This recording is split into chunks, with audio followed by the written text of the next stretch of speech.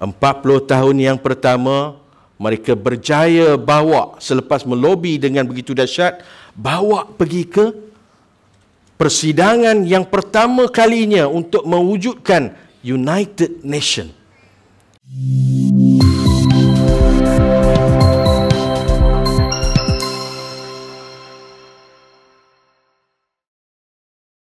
Mood. Subhanallah, saya cuba sedaya upaya, terasa kerdil nak duduk depan Tuan Guru, tetapi saya minta izin untuk berkongsi sedikit berkenaan dengan apa yang sedang berlaku. Terakhir, saya baru keluar daripada bumi Gaza Februari lepas. Seperti mana yang Tuan Guru sebutkan sebentar tadi, MAPIM ini antara kumpulan awal yang memasukkan siapa saja daripada Malaysia sejak daripada 2010. Masuk ke dalam Gaza, tapi kisahnya tak semudah masuk, pergi hantar pasport dan kita masuk, tak begitu. Daripada Mesir, itu sudah melalui fasa yang susah, iaitu pemerintah Mesir tak semudah-mudahnya membenarkan orang. Sampai saja di immigration, dia akan call dia punya pimpinan dia, bagi tahu kata ada seorang Malaysia datang. So pimpinan tu dia akan tengok dan juga dia akan sama ada lepaskan ataupun tanya kita. Dan ketika kita berada sepanjang waktu di bumi Mesir, pelbagai ujian juga, iaitu sama ada pemerintah Mesir benarkan ataupun tidak benarkan.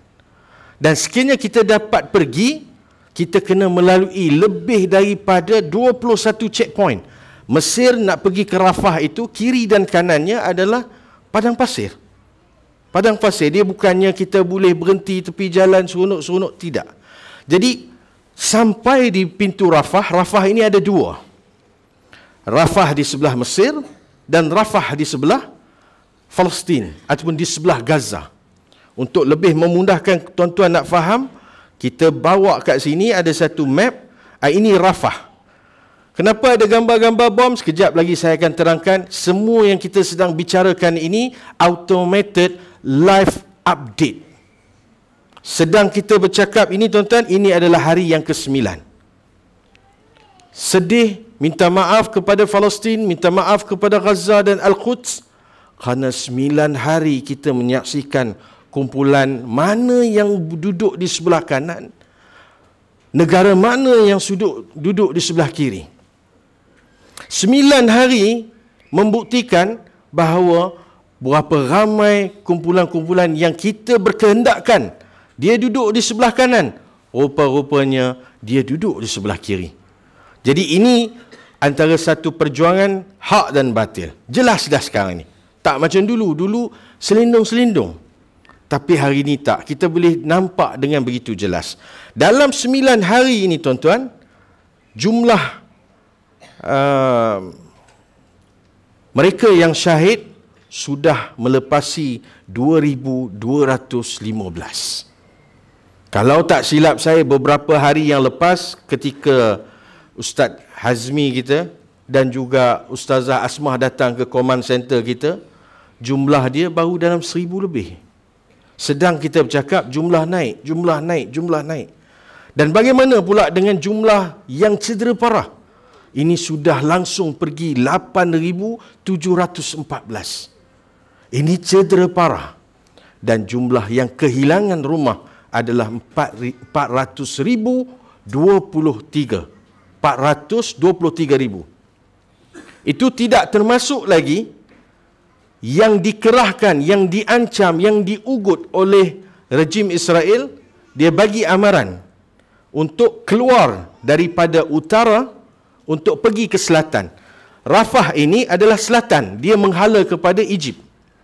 Tuan-tuan, nak lari ke mana apabila kita tengok di sini? Okey, saya cuba ambil yang jelas lagi. Okey, ini lebih besar. Macam mana? Tak keluar? Okey. Fadal. Jadi kalau kita tengok di sebelah kiri Gaza itu, adalah laut. Itu semua orang faham. Dan laut itu ramai orang kata, tak boleh kita naik bot, kita naik sampan, kita pergi keluar, pergi ke Mesir. Tak boleh. Dan kalau katakan kita nak bergerak ke atas, tak boleh. Kerana di atas itu adalah kawasan yang telah pun diambil alih oleh Israel. Bagaimana pula dengan negara yang kita kata itu adalah negara umat Islam, Mesir? Pun tak boleh, tuan-tuan. Kerana dia berkait rapat dengan perjanjian. Nama saja sempadan itu sempadan Rafah, Mesir dan juga Palestin ataupun Gaza. Tetapi hakikatnya semua clearance kena dapat daripada Israel. Dulu semasa kami bagi perkongsian, ada orang yang kata ini semua satu dongeng, satu hyperbole ataupun satu kata-kata yang seolah-olah macam lebih-lebih nak cerita susah. Tapi semalam, tuan-tuan, Israel keluarkan satu statement memberi amaran kepada Mesir, dia tak akan benarkan siapa pun melalui Rafah, siapa yang lalui dia akan bom. By right, atas peta, ini bukan sempadan dia. Tapi kita faham hari ini apa yang sedang berlaku. Kita tolak tepi semua sejarah-sejarah yang mengecewakan, sejarah yang sangat parah untuk kita dengar. Tetapi kita kena juga tengok sejarah untuk apa yang kita nak lakukan next. Yang pertamanya, tuan-tuan, Israel tak pernah ada sebelum 1948, negara haram Israel. Ada orang semalam, dia nak cuba jadi seorang yang diplomatik, seorang yang diplomasinya nak tunjukkan bahawa Islam itu adalah orang yang berkasih sayang. Kita maklumkan kepada dia, kita tidak ada masalah untuk Yahudi tinggal di bumi Palestin. Nampak ayatnya, tinggal di bumi Palestin. Kerana itu telah pun dibuat oleh Khalifah Uthmaniyah. Tetapi yang kita tak boleh terima apabila yang minta perlindungan akhirnya klaim itu adalah negara dia. Nampak tak? Naratif yang dua, ada grey di tengah tu, tetapi dua yang berbeza. Pertama, orang Islam dah begitu lama bagi perlindungan setelah Hitler membunuh, membakar mereka. Mereka lari minta daripada Khalifah Uthmaniyah. Dan setelah mereka berada di Palestin, mereka cuba untuk mengambil alih tanah Palestin bermula 1901. Dan mengejutkan, orang yang memulakan ini, nama dia Theodor Herzl. Dia ni bukan orang-orang yang kita kata syekh mereka, rabai mereka, tidak. Dia adalah seorang jurnalis.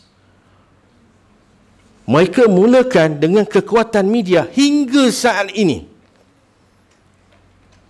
Mereka gunakan 1901 buat pertemuan hinggalah mereka melobi semua pihak-pihak termasuk esko-esko ataupun kita kata menteri-menteri di dalam kerajaan Uthmaniyah. Tuan-tuan, ada soalan. Dalam ketika itu, takkan kerajaan ataupun Khalifah Uthmaniyah tak perasan? Tuan-tuan, mereka bukan kata, kami bagi duit ni, tolong bagi kami tanah. Dia tak kata macam tu. Dia ni memang Yahudi. Dia pergi invest di dalam syarikat-syarikat di sekitar Istanbul. Invest macam biasa. Dan lebih mengejutkan, ada yang jadi imam. Fasih. Semuanya terbaik.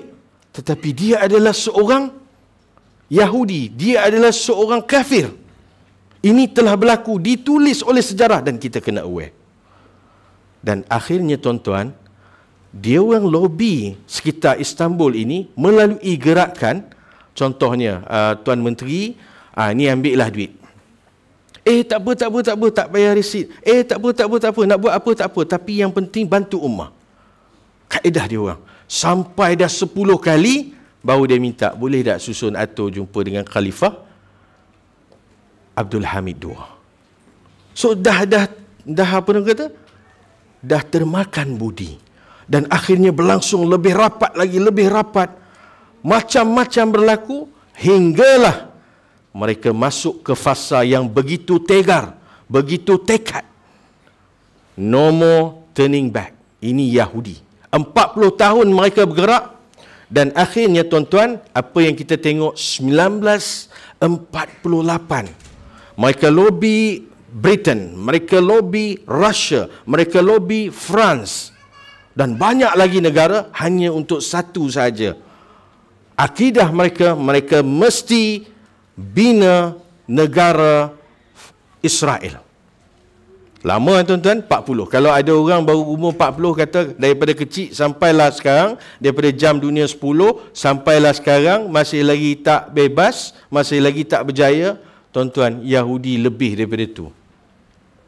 40 tahun yang pertama, mereka berjaya bawa, selepas melobi dengan begitu dahsyat, bawa pergi ke persidangan yang pertama kalinya untuk mewujudkan United Nations.